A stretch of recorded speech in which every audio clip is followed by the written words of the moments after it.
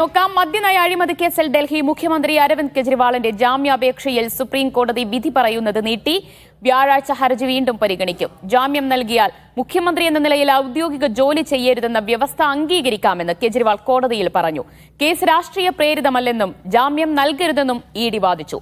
ഇതിനിടെ കെജ്രിവാളിന്റെ കസ്റ്റഡി കാലാവധി റോസ് അവന്യൂ കോടതി നീട്ടി. ധനസുമോദ് വിവരങ്ങൾ നൽകും. ധനസുമോദ്, ആദ്യം ജാമ്യാപേക്ഷയിലേക്ക് തന്നെ വരാം. ജാമ്യാപേക്ഷ വീണ്ടും പരിഗണിക്കാനായി മാറ്റിയിരിക്കുകയാണ്. വ്യാഴാഴ്ച വീണ്ടും വാദം കേൾക്കുമെന്നാണ് അറിയുന്നത്. ഇന്ന് എങ്ങനെയായിരുന്നു കോടതിയിലെ വാദം? കെജ്രിവാളിന്റെ വാദം എന്തായിരുന്നു?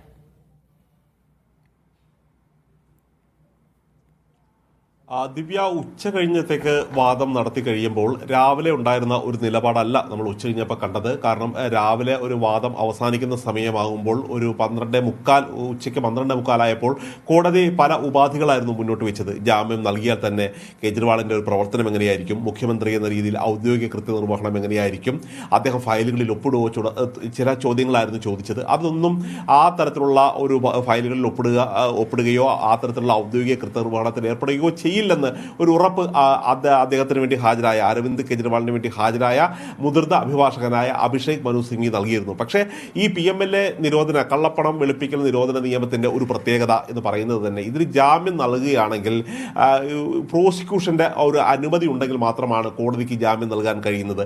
ഇനി മറിച്ച് സുപ്രീം കോടതിക്ക് ഒരു പ്രത്യേക അധികാരം ഉപയോഗിച്ച് ജഡ്ജിക്ക് വേണമെങ്കിൽ അദ്ദേഹത്തിന് ജാമ്യം നൽകാം. പക്ഷേ അങ്ങനെയാണെങ്കിൽ ജഡ്ജിക്ക് ഇദ്ദേഹം ഒരു നിരപരാധിയാണെന്ന ഒരു ഉത്തമ ബോധ്യം ഉണ്ടായിരിക്കണം എന്നുള്ള ഒരു വ്യവസ്ഥ കൂടിയുണ്ട്. ഈ ഒരു വ്യവസ്ഥ അതൊരു വല്ലാത്തൊരു റിസ്ക് എടുത്ത് തന്നെയായിരിക്കും ആ തരത്തിലേക്കുള്ള ഒരു ജാമ്യം നൽകുന്നത്. അതുകൊണ്ട് സ്വാഭാവികമായി ഇന്ന് 2 മണിക്കും 2:30ക്കും ഇടക്കായിരിക്കും ഇത്തരത്തിലുള്ള ജാമ്യ വ്യവസ്ഥകൾ ഉൾപ്പെടെയുള്ള കാര്യങ്ങൾ തീരുമാനിക്കുന്നത്, ജാമ്യം നൽകുന്ന കാര്യത്തിൽ തീരുമാനിക്കുന്നത് എന്ന് പറഞ്ഞാണ് ഉച്ചയ്ക്ക് മുമ്പ് കോടതി പിരിഞ്ഞത്. പക്ഷേ ഉച്ചയ്ക്ക് ശേഷവും വിജയ് നായർ ഉൾപ്പെടെയുള്ള പ്രതികൾക്ക് നേരത്തെ ജാമ്യം നൽകിയിരുന്നില്ല എന്നുള്ളൊരു കാര്യം തന്നെയാണ് ED ചൂണ്ടിക്കാട്ടിയത്.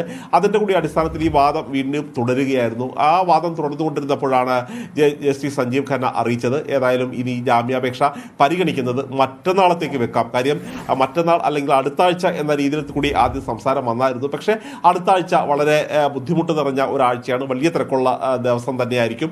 അതുകൊണ്ട് മറ്റന്നാൾ ഇക്കാര്യം പരിഗണിക്കാം എന്നാണ് വെച്ചിരിക്കുന്നത്. ഏതായാലും ഇന്ന് അരവിന്ദ് കെജ്രിവാളിന് ജാമ്യം പ്രതീക്ഷിച്ച് ആം ആദ്മി പാർട്ടി ഓഫീസിലടക്കം വലിയ ആഘോഷത്തിന് തയ്യാറെടുത്തിരിക്കുന്ന സമയത്താണ് ഇപ്പോൾ അദ്ദേഹത്തിന്റെ ജാമ്യ ഉത്തരവ് ഇന്നുണ്ടാവില്ലെന്നും വാദം തുടരുമെന്നും സുപ്രീം കോടതി അറിയിച്ചിരിക്കുന്നത്.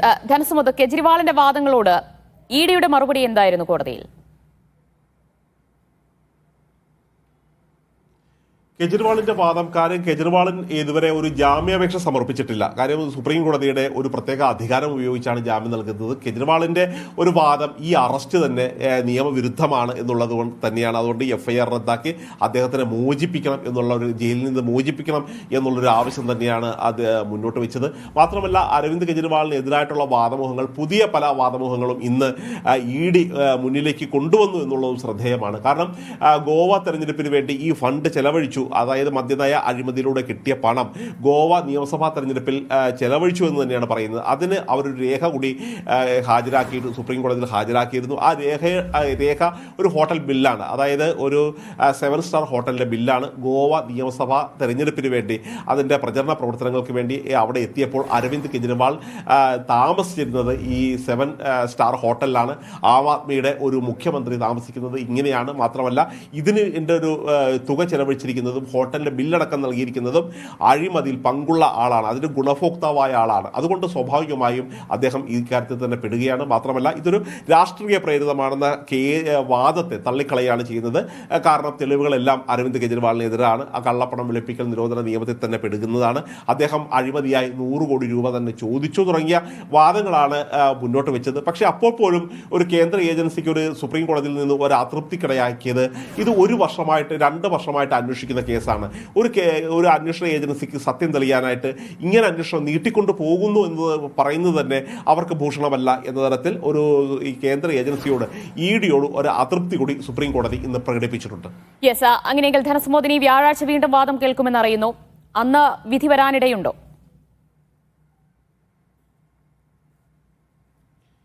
ഇപ്പോൾ ഇതിന്റെ നമ്മൾ സ്വാഭാവികമായും ഇന്ന് വിധി വരുമെന്ന് തന്നെയാണ് പ്രതീക്ഷിച്ചിരുന്നത്. കാരണം ഈ കഴിഞ്ഞ പ്രാവശ്യം സഞ്ജീവ് സിംഗിന്റെ ഒരു വിധി പുറത്തു വന്നതിന്റെ ഒരു പശ്ചാത്തലത്തിലാണ് ആ തരത്തിലുള്ള ഒരു വിധി വ്യാപകമായി ആം ആദ്മി നേതാക്കന്മാർക്കും അണികൾക്കും ഉണ്ടായത്. കാര്യം സഞ്ജീവ് സിംഗിന്റെ വിധി പുറത്തു വരുന്ന ദിവസം ഉച്ചവരെ വാദം നടക്കുന്നു. ഉച്ചയ്ക്ക് ശേഷം നിങ്ങൾക്ക് അനുകൂലമാണോ പ്രതികൂലമാണോ ഏത് തരത്തിലുള്ള ഒരു ഉത്തരം ഉച്ചയ്ക്ക് ശേഷം പറഞ്ഞാൽ മതി എന്നുള്ള കാര്യമാണ് സുപ്രീം കോടതി ജഡ്ജി, അത് ഈ ബെഞ്ച് തന്നെയായിരുന്നു പരിഗണിച്ചിരുന്നത്, ജസ്റ്റിസ് സഞ്ജീവ് ഖന്ന പറഞ്ഞത്. പക്ഷേ ഉച്ചയ്ക്ക് ശേഷം കോടതി ചേർന്നപ്പോൾ സഞ്ജീവ് സിംഗിന്റെ വാദത്തെ എതിർക്കാതിരിക്കുന്ന ഒരു ഇഡിയാണ് കണ്ടത്. പക്ഷേ ഇന്ന് ഇഡി സഞ്ജീവ് സിംഗിന് അദ്ദേഹത്തിന് ജാമ്യം നൽകി പുറത്തുവിട്ടത് വലിയ തെറ്റായിപ്പോയി എന്ന തരത്തിലുള്ള ഒരു വാദം തന്നെയാണ് ഉന്നയിച്ചത്. കാരണം അദ്ദേഹം ജാമ്യവ്യവസ്ഥയ്ക്ക് വിരുദ്ധമായി പ്രവർത്തിക്കുന്നു, അദ്ദേഹത്തിന് ഒരു കാരണവശാലും ജാമ്യം തുടർന്നു പോകാൻ സഞ്ജീവ് സിംഗിന് പോലും അനുവദിക്കില്ല എന്നുള്ളൊരു കാര്യമാണ് പറഞ്ഞത്. അതുകൊണ്ട് സഞ്ജീവ് സിംഗിന് പിന്നാലെ അരവിന്ദ് കെജ്രിവാളിന് കൂടി ജാമ്യം നൽകാൻ സാധ്യമല്ല എന്നുള്ളൊരു കാര്യം തന്നെയാണ് പറഞ്ഞത്. പക്ഷേ അപ്പോഴും സുപ്രീം കോടതി ചൂണ്ടിക്കാട്ടിയത് ഇതൊരു തെരഞ്ഞെടുപ്പാണ്, പൊതു തെരഞ്ഞെടുപ്പ് 5 വർഷത്തിൽ ഒരിക്കൽ മാത്രമാണ് വരുന്നത്, അദ്ദേഹം സിറ്റിംഗ് മുഖ്യമന്ത്രിയാണ്, അതുകൊണ്ട് അദ്ദേഹത്തിന് ഒരു പ്രചരണത്തിനുള്ള ഒരു അവസരം ഉണ്ടാകണം എന്നുള്ള കാര്യം പറയാതെ പറയുകയാണ് ചെയ്തത്. ഇത് സ്വാഭാവികമായും നിയമവിദഗ്ധരുമായി നമ്മൾ കൂടിയാലോചിക്കുമ്പോൾ ചെറിയ സമയത്ത് തന്നെ അവർ പറയുന്നത് ഇത് ഈ മറ്റന്നാളും വിധി ചിലപ്പോൾ പരിഗണനയ്ക്ക് എടുക്കും, പക്ഷേ അടുത്ത ദിവസത്തേക്ക് കൂടി ഒരു വിധി നീട്ടിക്കൊണ്ടുപോകും. കാര്യം ഒരു 4ാം ഘട്ട തെരഞ്ഞെടുപ്പ് കഴിഞ്ഞിട്ട് ഡൽഹിയിലെ തെരഞ്ഞെടുപ്പ് നടക്കാൻ പോകുന്നത് 25-ാം തീയതിയാണ്. 23-ാം തീയതി പരസ്യ പ്രചരണം അവസാനിക്കുകയാണ്. അപ്പോൾ അതിനു മുമ്പ് ഒരു 3-4 ദിവസം മുമ്പ് അദ്ദേഹത്തിന് ജാമ്യം കിട്ടാനുള്ള ഒരു സാധ്യതയാണ് നിയമവിദഗ്ധർ പറയുന്നത്. ഇത് കേവലം അവരുടെ അഭിപ്രായവും സാധ്യതയും മാത്രമാണ്. ഈ മറ്റന്നാൾ കോടതി ഇക്കാര്യം പരിഗണിച്ചു തുടങ്ങുമ്പോൾ ഡൽഹി മദ്യനയ കേസിലാണ് മുഖ്യമന്ത്രി അരവിന്ദ് കെജ്രിവാളിന്റെ ജാമ്യാപേക്ഷയിൽ ഇന്ന് തീരുമാനമെടുക്കാതെ ഹർജി മാറ്റിവെച്ചിരിക്കുന്നത്. ഹർജിയിൽ വീണ്ടും വാദം കേൾക്കും. വ്യാഴാഴ്ചയായിരിക്കും ഹർജി പരിഗണിക്കുക. അന്ന് വിധിയുണ്ടാകുമോ എന്നാണ് ഇവർ ഉറ്റുനോക്കുന്നത്. ഇന്ന് ജാമ്യം ലഭിച്ചേക്കുമെന്ന് കരുതി AAP പ്രവർത്തകരൊക്കെ വലിയ ആഘോഷത്തിന് തയ്യാറെടുത്തിരുന്നു. എന്നാൽ അവരെയൊക്കെ നിരാശരാക്കിക്കൊണ്ടാണ് ഇപ്പോൾ സുപ്രീം കോടതി ഹർജി മാറ്റിവെച്ചിരിക്കുന്നത്. ഡി ധനസമൂദാണ് വിവരങ്ങൾ നൽകിയത്.